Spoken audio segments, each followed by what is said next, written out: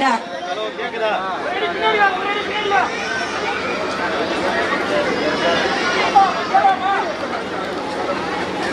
புலம்பெயர்ந்து வாழும் பெற்றோர்களின் குழந்தைகளுக்கும் முகாம் நாளன்று போலியோ சொட்டு மருந்து வழங்கப்படும். இந்த போலியோ சொட்டு மருந்து மையங்களில் 2 லட்சத்திற்கும் மேற்பட்ட சுகாதார பணியாளர்கள், அங்கன்வாடி பணியாளர்கள், ஆசிரியர்கள், தன்னார்வலர்கள் மாநில அளவில் ஈடுபடுத்தப்பட்டுள்ளனர்.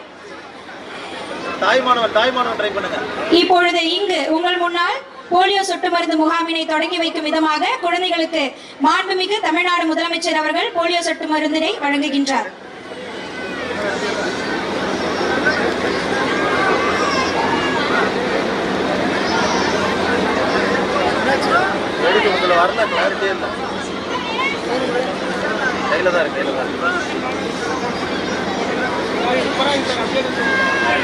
செல்ல குழந்தைக்கு 2 துளி போலியோ சொட்டு மருந்தினை வழங்கி அந்த குழந்தையின் எதிர்காலத்திற்கு ஒளி வீசும் வகையில் இன்றைய போலியோ சொட்டு மருந்து முகாம் மிக சிறப்பாக மாண்புமிகு தமிழ்நாடு முதலமைச்சர் அவர்களின் கரங்களால் தொடங்கி வைக்கப்பட்டுள்ளது.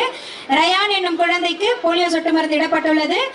அவர்களுடைய தாயார் சுதா அவர்களுக்கு மனமார்ந்த வாழ்த்துக்கள்.